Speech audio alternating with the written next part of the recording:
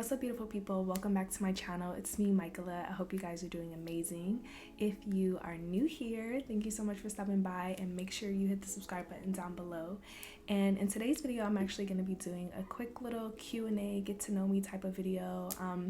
I've been making videos for quite some time now, and I realized that I've never actually done like a get to know me type of video. And so a few weeks ago, I made like an Instagram story letting people know I was going to be doing this and to ask me any questions that they may have, and some people sent me their questions, so we're gonna get right on into this video.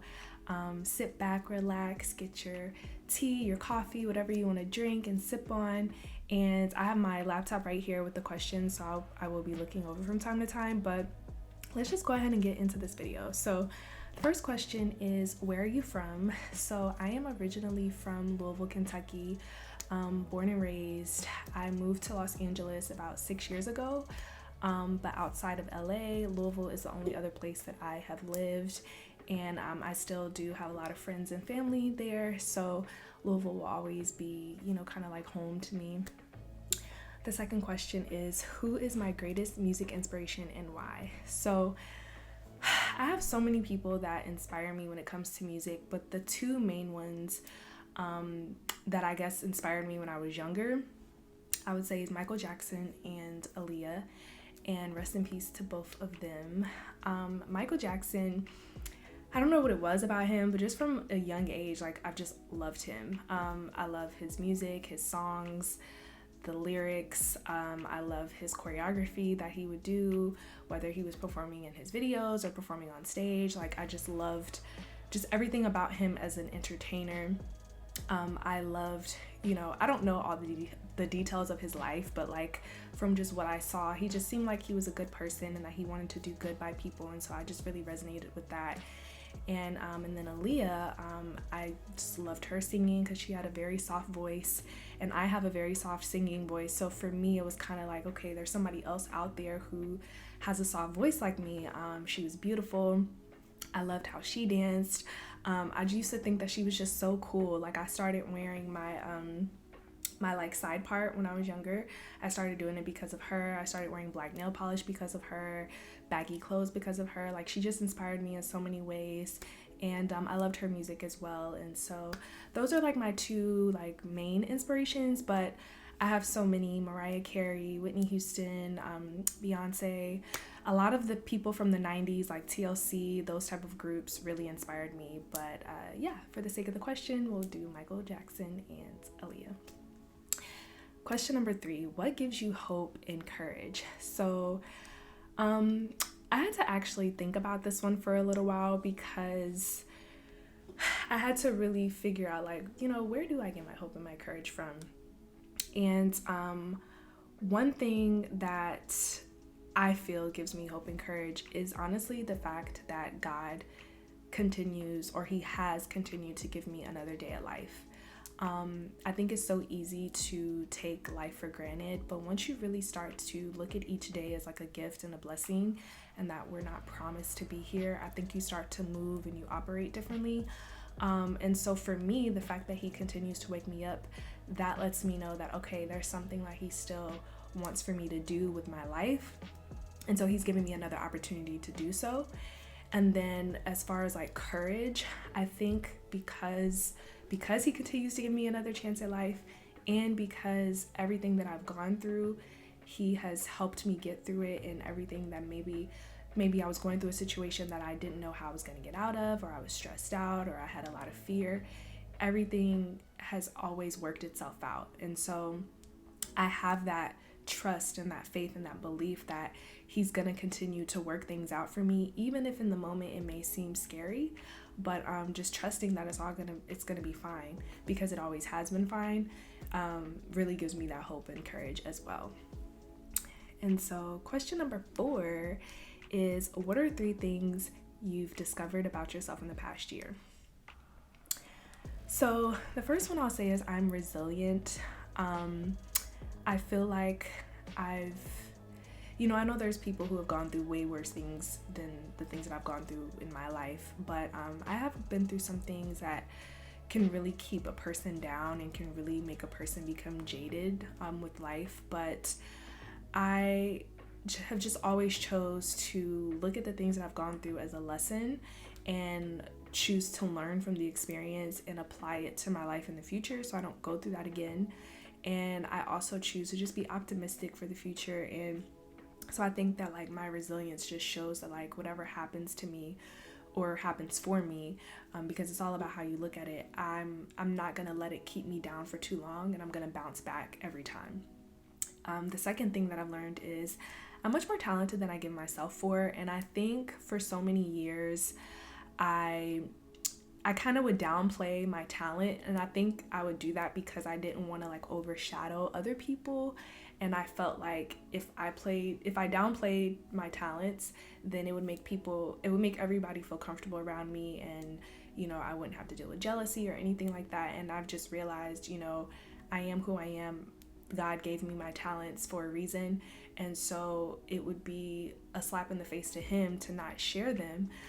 You can, share your gifts and own them without being arrogant. And so that's the season that I'm in, is recognizing that I'm a talented person. I have so many things that I'm gifted at, and that's okay. Like you can be talented and be humble and be all these amazing things, and you can't worry about how that makes people around you feel, because you never know, like you sharing your talents with people could be inspiring someone else to do the same thing. And so that's the second thing I've learned about myself this year. And then the third thing is I'm actually learning lessons much faster, and I feel like I'm healing a lot faster now. I feel like over the years, like I've been learning so many things, and some of the lessons have taken a little bit longer to click. But I just feel like within this last year, like I'm just learning stuff fast. Like when things happen, it's like, oh, okay, this happened for this reason. I got it. Next time that won't happen again, or I'll make sure to do things differently. And so I'm not quite sure why I'm learning faster. I'm not mad at it or anything, but that is something that I do feel like I've noticed within this past year. All right, question number 5. So it says, what's one thing you would tell your younger self? And so I thought about this for a little while too, because there's so many things that I wish that I could tell my younger self. But to answer this question, I would say to be fearless. I think I've talked about this in other videos, but growing up, I used to just be so shy, and like, it makes me cringe now when I think about how shy I was, because it's like, why were you so shy, But I was. That's my story. And I think I had a lot of fear, and a lot of fear of what people would say, what people thought about me, how I would be perceived, how I would represent my family, just all these different things. And so I would tell my younger self to just be fearless, to speak up, to not be afraid to go after the things that you want to do, to not be afraid to fail, because the thing about failing is you can learn from your mistakes, and you'll know what not to do next time. And so and I think also to be fearless, because you never know what opportunities you could be missing out on because you have allowed fear to get in the way. So that's definitely something that I would tell my younger self. And when I have children, that's something that I'm going to instill in them too, is to just be fearless, and to just be super confident in yourself, All right, so question number 6 is, what is one thing you wished people knew about you? One thing that I wish that people know about me is that I just have good intentions for everyone.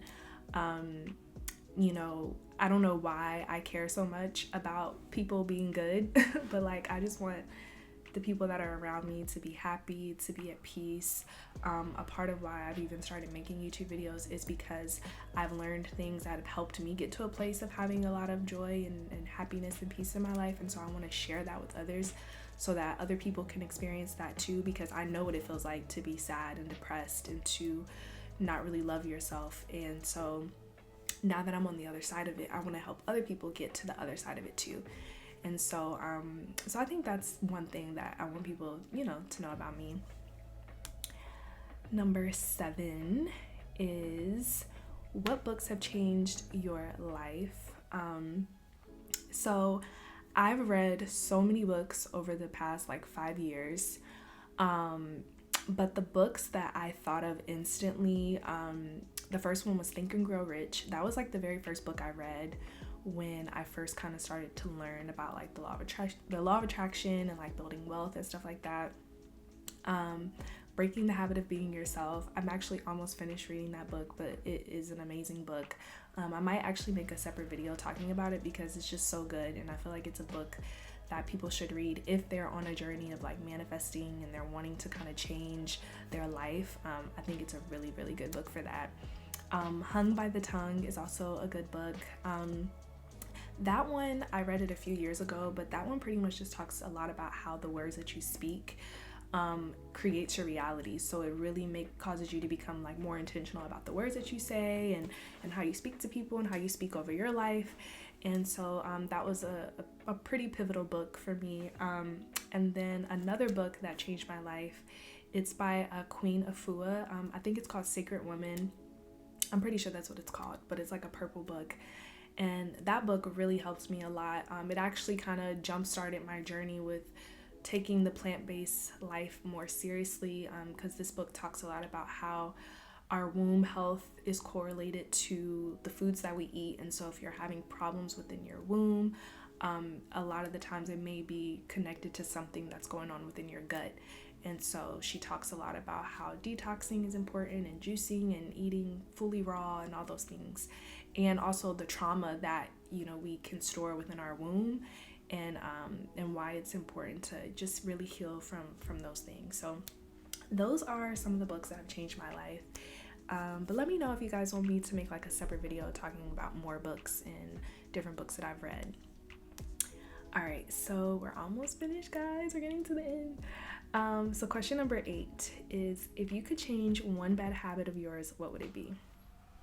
So I actually have several bad habits that I'm working on. One of them I would say is I can sleep a lot. And I actually need to kind of figure out if the sleep is correlated to like a health thing, because it could be that, but just over the years, I can always sleep. Like sometimes I can sleep in too late. I have been doing better with waking up earlier now over the last few months, but yeah, I could just sleep, way too much. I feel like I sleep way too much. So that is a bad habit that I'm working on. And then question number 9 is, what brought you back to music/entertainment? So, so basically from the time I was like 11 up until my early 20s, I danced. That was like my life. And when I moved to LA, I was pursuing dance for a while, and then I had kind of gotten off the entertainment track just because of different life situations, and I started pursuing other opportunities, which I may make a separate video one day about as well. But it just really took me off of dancing and making music and all those things. What brought me back to it was in 2022, I want to say, my uncle passed away. And he was young, like he was in his late 30s, so he wasn't like the super old uncle, but he passed away unexpectedly. And his death for me was like the wake-up call of, I can't keep putting this off. I can't keep waiting to be happy and to do the things that make me happy, because I may not make it to a certain age. And so losing him really, really had me like just make the decision to get back into it. And so maybe like a week or two after he passed, and I really grieved his death, I reached out to one of the producers that I work with now and, set up a studio session. And I was like, okay, we're just going to start with one song. And, that's kind of what got me back into it. Shortly after that time period too, I got reconnected to my dance group that I was with called Stro Groove, which has been an amazing group of people. They're like family, and they were the first people I danced with when I moved to LA. And so for them to just kind of welcome me back, that was really special. But yeah, losing my uncle is what, made me get back into doing what I love. And, you know, I recommend for you all too, if there's something that you're passionate about, you know, go for it now. Don't wait. Don't keep saying, oh, I'll do it when, oh, I'll do it. You know, there's never going to be like the perfect time. You just have to do it and make it happen. And so even if you just have to start with like the very first step, go there, you know. And so then the very last question number 10, says, in the past, I know you've done things that require a lot of mental strength, like a 7-day water fast. What do you think allows you to get through mentally strenuous things like that? So I don't know if I've talked about it on this channel, but a few years ago, I did a 7-day water fast.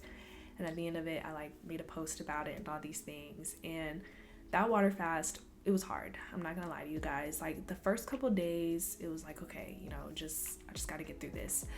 But then like day 4 hit, and I just remember just feeling like, why did I do this? Why did I agree to do this? But I was already so kind of far into it. And I also had told somebody that didn't believe that I could do it, that I was gonna do it. So I was like, you know what? I'm gonna just prove them wrong. I think for me during that time, what helped me get through the water fast, or any type of fast that I do, is my why, you know, the reason why I'm doing it. At that time, a part of why I was doing that water fast was to see the changes within my body. You know, I wanted to see like, would I lose weight, or what would happen? How would I feel? I also wanted to prove this person wrong. And that's probably not the best reason why you should do something like that, because, you know, you are essentially allowing for someone else to kind of control what you do, or you're like basing what you do off of what someone else thinks about you. And I don't think that's a good place to be. But, you know, if it's something that's going to motivate you to do something good, by all means, let that be a reason. But, you know, yeah, like I said, for me at the time, somebody said that I couldn't do it, and I was like, I'm gonna prove you wrong. Another thing too was, it got to a point where it was like mind over matter, you know, like it required a lot of mental strength, and it required for me to just stay focused. And I was like, okay, it's just one day at a time. We made it to day 3, we made it to day 4, now we're on day 6. And then once I got to like day 6, it was like, okay, we've made it this far, I could do one more day. And then when I got to day 7, I was so happy and proud, because I had, you know, I saw it through, and I, you know, persevered. Even though it was kind of hard, I made it through the other side. And so I think when it comes to anything that's like difficult or a challenge, you really have to have a strong enough why behind it. When I fast now, it's for the purpose of like cleansing my body, because I know that it's good for you. You know, doing a water fast, it really does help your liver get a break from having to filter all the stuff that you're drinking and, you know, all these things, and eating. But I think also too, when I do fasts and stuff like that too, it's become a way for me to connect closer to God, because basically when you're fasting, you know, you are relying on God to get you through these days without any sort of food or nutrients or whatever. And so just kind of having that trust and faith that, like, you know what, these next couple of days it's just me and water and God, like that helps me get through too. And then the reward, you know, for me is also something that I consider whenever I'm doing something difficult like that. Like, what's the reward going to be? Okay, I'm going to feel better about myself. I'm going to cleanse myself. I'm going to detox. I'm probably going to lose a little bit of weight. I'm probably going to have that 6-pack that's been hiding underneath whatever. So just all those different things just kind of help me get through difficult stuff like that. And I'm not perfect, you know, like I've been on a journey of being vegan and plant-based for like years, and I've gone back and forth. You know, I have moments where I'm fully plant-based, and I have moments where I'm eating meat, and, you know, and so it's a journey, it's a process. But I think once you can solidify why you're doing it, what's the outcome that you want from it, and just trusting and believing that you can get through it, I think are things that will help you get through any difficult thing in life. So that is the end of this quick little Q&A. If you guys want me to do another video, if you have any more questions, let me know down in the comments below, and yeah, I'll make it for you guys. But I hope that you all have an amazing rest of your day wherever you may be in this world, and until next time, bye.